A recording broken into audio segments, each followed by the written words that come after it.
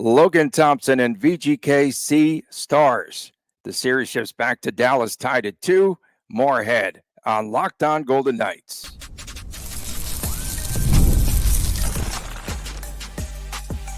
You're Locked On Golden Knights, your daily podcast on the Vegas Golden Knights, part of the Locked On Podcast Network, your team every day. Hi again, everyone. Tony Cardasco, Chris Golick from Las Vegas. Thanks for making us your first listen each and every day. Find us wherever you get your podcast. And please subscribe to Locked On Golden Knights, our YouTube channel. We are brought to you today by Monopoly Go. Download Monopoly Go today, and you could find it on the App Store and on Google Play. So, for a second game in a row, the Stars are the better team, right? VGK scored its 2 goals on rebounds, as Michael Amadio, who drew in for an ineffective Anthony Mantha, and Jack Eichel's 3rd goal of the series. And that was it for VGK. And Logan Thompson allowed a couple of goals on shots from odd angles. The angle there from the goal line of Evgeny Dodonov off of LT's mask. Poor positioning there, should be hugging the pole, right? And then the deflection by Ty Dellandrea and that goal. And after VGK trailed 3-2, they were absolutely deflated, Chris, in this game. Angles, yeah. I mean, listen, the first goal, inexcusable, can't happen. End of story. There's nothing else we're going to say about that. The second and third goal, what are you going to do? Weird deflection, weird circumstances, terrible turnovers that are leading up to it. So, I mean, Marchessault nailed it. He made a comment that LT is really the only one who's been showing up. There's a few players, including Eichel, but LT has been the one constant for nearly every second of every moment of the series. Been a couple of bad goals, but I mean, otherwise, he's doing pretty well right now. First thing I want to key in on, and I'll save. I'm going to save this for the second. I'm going to save it for the second segment. Keep going. Talk about something else. No, I was going to talk more about these bad angle goals. We saw this late in the season. We saw it out of Aiden Hill. We saw it out of LT. And all I said, shoot from the corner, and you have a good chance of the puck going in. How many freaking times is this going to happen with VGK? For real. Right, so are you knocking Logan, or who are you knocking right now? I'm knocking goaltending. I am. And I said yesterday, and I'm going to stand by it, the longer that Thompson goes in this series, the less amount of trust I have in his game. I don't know if this is the right time to be dogging on Logan. I'm not dogging him. I'm just saying. No. I know what you're saying. I'm trying to catch the. You're going to call it. Fans are calling them free goals. Well, get better positioning. He did not appear to have good positioning throughout the night, and made some lucky saves. A couple there. He was squirming on one late in the game. He doesn't find the puck well. First goal, all on Logan, 10,000%. Moving on from that. The second goal, the team is on the kill. Stevenson, weird cross-checking penalty, whatever to that. But the team is on the kill. You have Mark Stone. I saw you put a tweet about Mark Stone yesterday about him being, I think, a liability on the PK. And Stone was a passenger on that play. He just watched the play form in front of him, and Wyatt Johnston's wide open in front of the net. I don't know what else Logan is supposed to do in that circumstance. The third goal is just dumb luck where, no different than what I tell my 10U kids, throw the puck to the middle and good things might happen. And that's exactly what did happen. It deflected right off of Dellandrea and into the net. So I don't know what Logan is supposed to do there. And the team, I mean, just every now and then a goal is going to happen because the other team just does something a little bit better. And sure, I guess you can definitely argue there's a breakdown and stuff like that. That's where Pietrangelo had the failed clear, and it should have never even gotten to that point. I mean, Pietrangelo, a terrible game, unfortunately. If it wasn't for him checking Jamie Benn into the bench, he'd be dragged even harder than he is right now. So at first I had put a tweet out there, and admittedly I only watched the third period of the game closely. I was scoreboard watching the rest of the time. My assumption was that Logan necessarily didn't have it, but he had it. What else is Logan supposed to do on the second and third goal? I don't know. He just didn't seem as though he was comfortable in that last night, and that could cause major problems. Dude's under a And barrage right now, man. He's he's got seeing stars. it's not Vegas hockey against the world. It's Logan Thompson against the world right now, Well, they're not scoring, including Tony Dasco. Okay, so Steve Spot's power play causing problems for VGK. Steve Spot, your guy. That's bad. Okay. A bad roughing penalty, of course, by Pietrangelo. That puts Dallas on the power play. Wyatt Johnston, of course, scored a power play goal. Can we make sure we stop? I'm cutting you off, Tony. Wait. Time out. You said Johnston. I say Johnston. Darren Millard, Coach Cassidy, don't say Johnston. It's Johnson. No, learn the guy's name. We've heard it on the PA countless number of times. He's torching us. Give the guy announcer respect. Not you. You did it right. I'm doing it right. Okay. The Millard are not doing it right. Okay, keep going. Chandler Stevenson. Fans are complaining. That was a cross check. He broke his stick on the player's back, for crying out loud. If he didn't break the stick, then probably no call, right? But on the power play, it was the power play they didn't score on, right? Where Dallas rifled off 8 consecutive shots on goal. They had 8 shots. I didn't catch that, and 8 shots. Steve Spot, for crying out loud. I saw local media bashing that penalty call. Admittedly, I've not seen the replay, but if his stick broke over the guy's back, over the guy's back, tough not to be called. I get that it was away from the play and irrelevant, but in the same breath, Stevenson, a vet, needs to think better and not do stupid things like cross-checking people in the back behind the play. Okay, local media, you had to go there, right? You really want to trigger me this morning. And the Dallas News reporter writes, would love it if people stop cheering in the press box, please, and thank you. This is an ongoing thing, for crying out loud. All they do is cheer in that press box. It's disgusting, man. Grow up. Okay, in other news, VGK, no bodies in front of the net again. Where was Tomas Hertl? I want Tomas Hertl in front of the stinking net. What is going on here? I love this Dallas reporter already. There's a lot of talk about what the Golden Knights need to do and how to get better. And, it's funny. The Stars had the cliche police out, and now the Golden Knights got the cliche police out. And yeah, I mean, it's tough to even break down. And I mean, credit the Stars. Like, let's credit the Stars. Let's make sure we're giving the Stars their flowers, so to speak, right now, because they're finding ways to slow down the Golden Knights, who had a pretty decent offense in games 1 and 2 and creating chances, or at least doing a good job at not allowing too many chances. And Pete DeBoer has found a way to flip the series. And it starts with DeBoer. Like, people on both sides, I don't think are given enough credit to what the coaches do this time of year. Now, same breath, I'll talk out of both sides of my mouth here.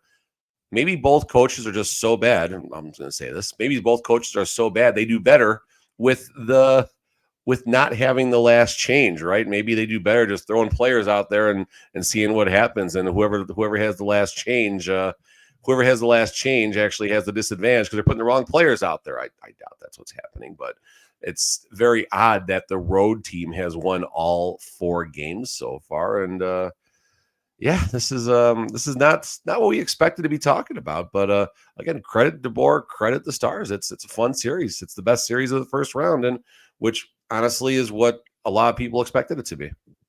I think it's a lot of fun. I said that yesterday going into game number 4. I said, just enjoy the game. It's a lot of fun.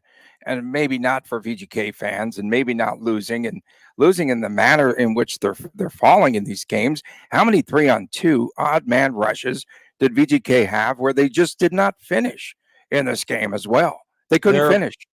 Dallas is forcing everything to the outside. Outside again, right? Okay, so right. Like 34 shots on net, 32 saves for Ottinger, but a lot of those were straight at him. They're going back to the Crest days, and just where he can see the puck because there's no traffic in front. They're all from the outside. So the home team's equipment team does the laundry for both teams after a game. And I think the Golden Knights equipment team had to put an extra bottle of detergent in there because that's how dirty Ottinger's crest was, because that's where all the shots are going. And it's something that I've talked about going back to the DeBoer days on this podcast. And there's nothing else to do. I mean, they're trying their best, and credit the Golden Knights, and this is any team is going to do this, but for about the last 5-6 minutes of the game, they did have that desperate push, and you saw them trying to not just fire the puck. They're trying to create the angle. They're waiting for traffic to get in front. There were some very good attempts down the stretch, and then Shea Theodore happened, and the game was over. So, unfortunately, the Golden Knights. I mean, I would have liked to see another 90 seconds of 6-on-5 there, because I think the Golden Knights would have had themselves in a pretty good chance. No, they didn't even. They just were moving the puck. The fans were booing the ones that were left there. There's plenty of fans until that happened, but I mean, the 6-on-4, like they couldn't. the even, 6-on-4. I mean, the 6-on-4 is irrelevant. The game's over. I don't even want to talk. Who cares about the 6-on-4? Nobody even fired the puck. They were just standing around. The fans were booing. 6-on-4 is over at that point. The game ended with when Theodore forgot how to handle the puck on the blue line. But I mean, Theodore just bad. I don't know how else to say it. Mrs. Theo a little upset too. Fans just filing out there before the end of the game. I'm sure that sat really well. Well, I mean, listen, you saw what Vancouver did. I don't know. Maybe the Golden Knights could have had some magic there, but I seriously doubt that. And it's unfortunate the Golden Knights are in this spot, but I mean, I'll throw the cliche now. Any Golden Knights fan, at least people that understand hockey, would be happy with a 2-2 series split right now. In this manner, the Golden Knights needed to find a way to get that split, and the Golden Knights came out of game 1-2, or came out of game 1 with the right mentality. Cassidy had the team not satisfied. Don't be satisfied with that 1-1 split coming home to Vegas. That was the best thing he did all series. Unfortunately, he forgot to deliver the message not to be satisfied about going back to Dallas 2-2. So we'll see what happens, and I'll put it out there right now. The game 6 winner will be the team that ends up advancing in this series. So we'll see what happens there. Okay. Oh, I did almost have that goal on the carom off the back wall. Thomas Harley in the third period goes off of the back wall, and he missed Duchesne right there, right on the doorstep. Should have been a goal. Both teams have been utilizing that play a lot, Tony. Both teams have been utilizing. Well, I said that there would be a goal like that the other night, didn't I? Yeah, no, you did talk about that, and both teams are utilizing that pass. It's probably a shot pass that goes into the corner, and then they're trying to get that hard rebound to come out, and then so there you go. I'm wondering if McNabb was really injured. They said he was injured, and then they said he's not on the bench, and then he shows up in the lineup. I definitely appreciate the TNT coverage more than ESPN. Really. I didn't catch that. I honestly, I was watching the local team last night. Leah did call it the PP last night.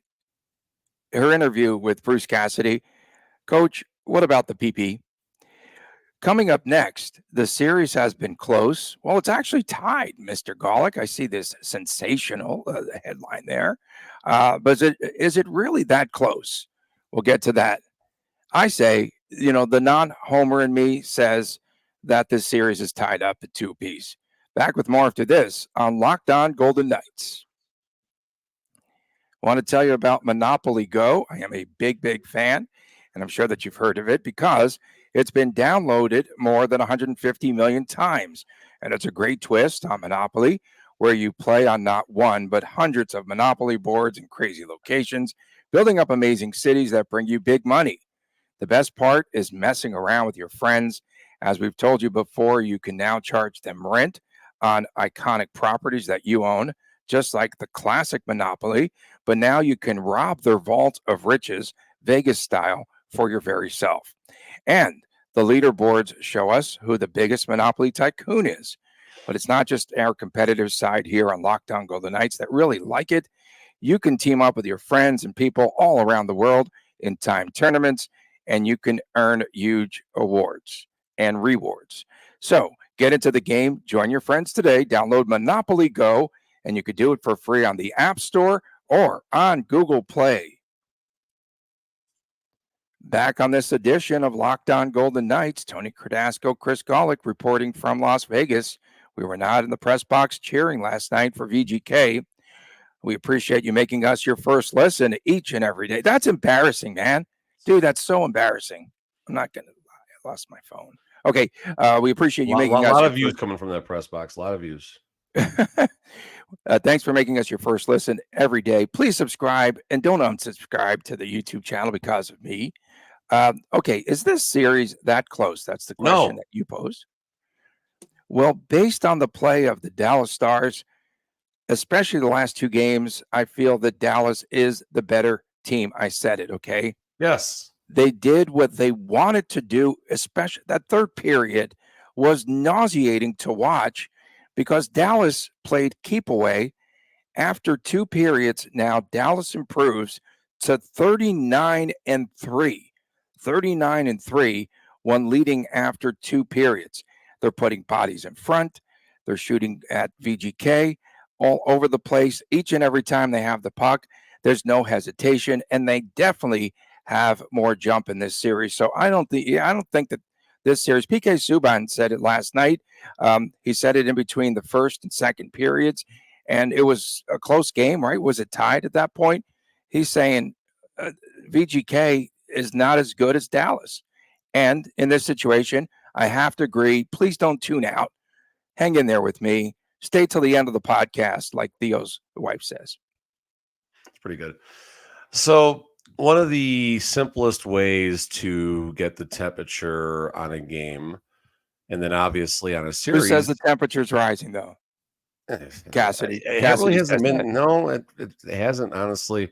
Although Jamie Benn had a little headbutt on Mark Stone there. I'm curious. That was a headbutt, yeah. I'm curious if the league has an opinion on Jamie Benn and his they'll be sleeping in until about 2 o'clock today. Yeah, they're going to sleep in late. Yeah, I'm curious if that does get looked at. But going on to just the whole point here, high danger chances are a very important number. You generate more high danger chances, you get more goals. That's exactly how things are going to work. Don't overthink it. The Dallas Stars have generated this is for the entire series, have generated 68 high danger chances to the 36 Golden Knights. High danger chances. Huge number. That says it all. That says everything. And first of all, that says Logan Thompson's a damn good goalie right now. Let's start there. Logan Thompson is under an absolute barrage of shots. That's very important to put that out there right now. And this very expensive decor and forwards are not necessarily doing enough to keep this game. And I mean, this series, by this number, this should be a 3-1 series for the Dallas Stars right now. 100,000%. No other way to even put that. The Dallas Stars should be up 3-1 right now. Game number 1, the high danger chances were 13-9 in favor of Dallas. Game number 2, the high dangers are tied 13 apiece. Game number 3, Stars 27-4. And then game number 4 last night, 15-10. So that right there tells me everything I need. The Stars have been the better team, and this series is not as close as that 2-2 series score suggests. And the Golden Knights are in a bad spot. They're in trouble right now. I'm curious how much the sports books thinks they're in trouble. I'll tell you that right now. For me, again, the defensive core, as you had mentioned, the giveaways by Petro and by Shea Theodore, the veterans, should not happen. And Zach Whitecloud on the Johnston goal, he was in the hinterland. I have no idea where he was skating around and just like trying to poke his stick out there. And rather than going straight at Johnston or straight at the puck, he kind of loops around him. I have no idea what he was doing on that play last night, but he's really struggled. We like Zach Whitecloud, obviously, but Ben Hutton needs to draw in. Maybe more on that in the third period of our show today. VGK, 43-20 in hits last night, but I have a theory that VGK could be gassing themselves with all these hits. I want to get your opinion on that. I mean, I don't know. If you talk to Cassidy after the game on Saturday, they were definitely gassed. So there you go. I don't know. I mean, that's playoff hockey. I don't know if I'm going to go as far as saying that necessarily is any concern. Golden Knights are plus 135, Stars minus 155 in the next game. Series prices, all they're giving right now, at least locally, all they're giving is the minus 1.5. Like this is a dumb line. Whatever. Okay, so The Stars probably are minus 250 if I had to guess at this point to advance, but I could be totally wrong on that. But back to the Golden Knights being gassed. I think they're gassed because they're spending a lot of energy trying to figure out what the heck to do in the offensive zone. I think that's more or less the source of the breakdown. And the other thing is the Dallas Stars are doing this with 5 defensemen. One of their defensemen is playing minutes a game. Like DeBoer puts him over the boards for 2, 3, 4 shifts early in the game, and then dude doesn't play. Nils Lundqvist, a minute 9, 3 shifts. Yeah, they said that he wasn't playing very much there, but a minute 9 was all he played because I saw him on the ice. Yeah, so that's the thing. I mean, you have Chris Tanev playing amazing. Miro Heiskanen, 28 minutes. Also a -2 to be fair, but I mean that's Pietrangelo numbers right there. So the Golden Knights can't wear out 5 defensemen, and maybe this is a scheme by Coach Cassidy just to put his best 5 players and load up out there, but it's working. Or by DeBoer, whatever. I'm getting these guys mixed up. Yeah. So the Golden Knights might be tired, but they can't beat 5 defensemen who have to be tired. Okay. I wanted to ask about Anthony Mantha. Of course, Who? he drew out. Who? Mantha. Yeah. Oh, okay. Praying Mantha. That He's guy. on a note card, and I haven't seen him. Exactly. That's exactly my point. Ineffective. Yes. No good. Yes. And I thought that they would place him in front of the net because he's so stinking big. At one point, I said you could run this guy even in the bumper position, special teams, and he's a big body, and he's floundered. I mean, let's start by giving Cassidy credit. I've definitely been on him as far as DeBoer being the better of the coaches over the last couple of games. But big move by Cassidy to get Amadio in there. Amadio gets the first goal. So full marks for Cassidy for spinning that dial the right way. And Amadio's had the chemistry all season. Then he gets pushed out by one of the trade deadline acquisitions. Unfortunate, but Amadio probably took it in stride and obviously got it back, and he looked good. I mean, that was a good line last night. The Carlson, the Amadio line. The Amadio line was a good line last night. So you wonder if there's going to be any changes to that group for the next game. I don't know. Obviously hit that a little bit in the third segment, but it was good. Carlson, good shot down the stretch, missed the net. Unfortunately, that was probably one of the team's best chances as well. Now we're talking about that. And I was the first one to say something negative about Carlson, by the way. So yell at me, folks. Don't yell at Tony. Okay. Speaking of floundering, I just want to get your opinion on this as well. You saw in Nashville the other night, that woman poured the beer down the mouth of the catfish, and then she drank it out of the catfish. They have a catfish there, and she drinks it. I saw. Okay. Catfish versus Shuey. Which one is Chris Golick more likely to do? I don't drink anymore, so I don't want anybody's... I'll take a random shoe versus a friggin' catfish. Really? I don't know. It goes down like in its guts and stuff and regurgitates back up. That's disgusting. Okay. There's some really bad shoes in this Vegas city. They poured like the whole beer inside of it, and like a shot came out. Where'd the rest of it go? That's right. Exactly. Just a little bit came out. It absorbed some of it. And the girls she just did like a keg stand or something. Like she inhaled that much beer and like whatever. Okay, moving on. Those Nashville fans, those hillbillies. There was the other one too. Dad chugs a beer, okay, and then his daughter, she chugs a water right next to him. It's a great date night, daddy daughter. Yeah, that's cool. Okay. Coming up next, where are we at? Oh, how can VGK Vegas and Nashville party on the golf course pretty soon, Tony? Careful. I'm going to say, how can VGK get momentum back in this series? We'll talk about that next when we return right here on Locked On Golden Knights. It's playoff time in the NBA and NHL. Baseball's in full swing, and FanDuel, of course, is your place to bet on every single game. Of course, as Chris was mentioning, what did you say the odds were once again on game number 5, Chris? I saw plus 150 or plus 135 minus 155 in favor of Dallas. Okay. Right now, new customers get $150 in bonus bets guaranteed. That's $150, win or lose. But on everything from slap shots to home runs to slam dunks, it's all on the app that is safe, it's secure, and so easy to use. What are you waiting for today? Visit FanDuel.com/lockedon, FanDuel.com/lockedon, and make your first bet an automatic win. FanDuel, America's #1 sportsbook. Back on this edition of Locked On Golden Knights, Tony Cardasco, Chris Golick from Las Vegas. We appreciate you making us your first listen each and every day. And of course, subscribe to the YouTube channel Locked On Golden Knights. Friday, we have WTF. Saturdays is the Chris Times Chris Jr. show. And the one thing, see, if you do a shoey in Vegas, like the bottle rats that invade like all the booths and steal all your booze, right?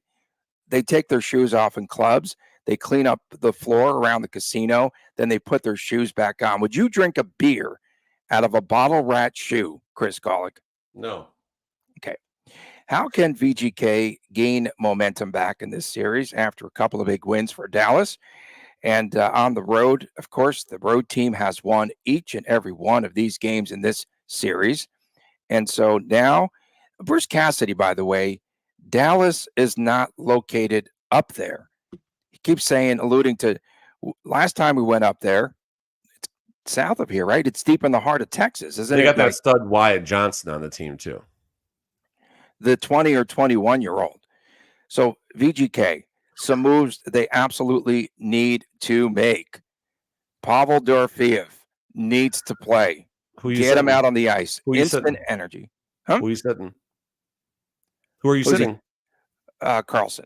And then, of course, let's have a conversation. If you're putting Dorofeev out there, who are you sitting? And it's not Carlson. Howden. Okay, I can see that. I'll give you that. Hutton needs to come in. Hutton needs to draw in somehow. White Cloud, then. Yeah. Enough of White Cloud. What's going on there? I like the guy personally.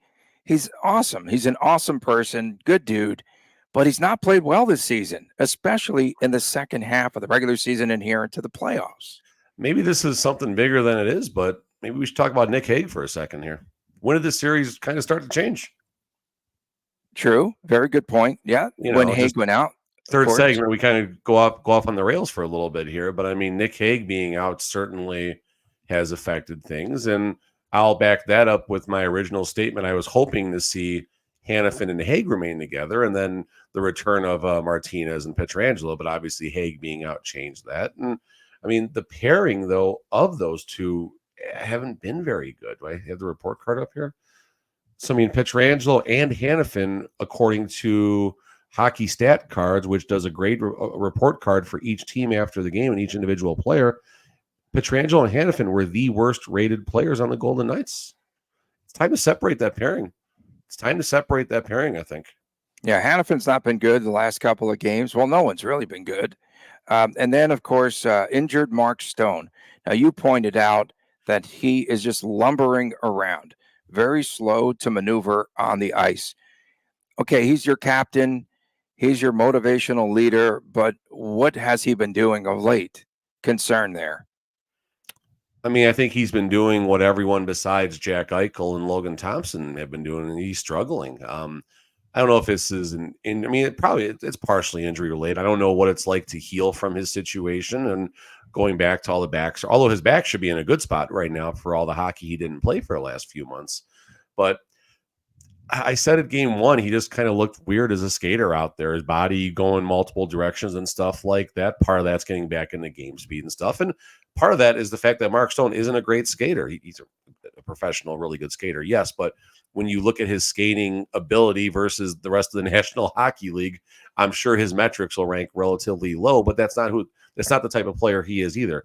Mark Stone is not in the Vegas Golden Knights, and he didn't have that great career in Ottawa because of his skating ability. It was because of his leadership, his mindsets, and then of his ability to transfer that into his skill sets. So not going to probably go too much into that, but just he's struggling. Theodore's struggling. Marchessault's been ineffective to a degree as of late, and the list is much longer of ineffective players than it is effective players. And outside of Jack Eichel, over the last couple of games, what player are you looking at this lineup and saying, okay, if we didn't have so-and-so in this lineup, it'd be bad? I mean, the fourth line that had some good chances. They were moving the puck well yesterday, but I mean, that's an issue if the fourth line is the best line out there. And I guess I'll back that up with, if the fourth line is getting that much, then that's maybe where the change needs to happen. And maybe going back to the third segment, how can VGK get back in it? I think it's just about playing a north-south game and getting straight edits, putting the puck deep, throwing everything and anything to the net from the angles, not from the blue line. Do everything you can to get that puck into the blue paint from the sides, just like the Dallas Stars have been doing. Goalies are used to the shots from the point. They're used to shots from the circles. Those weird angle shots from the sides of the boards and stuff, that's where rebounds can be created. That's where bounces can happen. That's where the traffic always will be, versus the traffic when you're attacking from the blue line, the traffic might not be there. So I think it's just no different than what I'm telling my 10U team. Get the puck into the money zone. The money zone is the blue paint. Put the puck there from weird angles and just get a bounce. Get a bounce. Create your own luck. VGK needs to free Tomas. Tomas whatever you say. Tomas needs to be freed. And I say you put Golden Knights organization.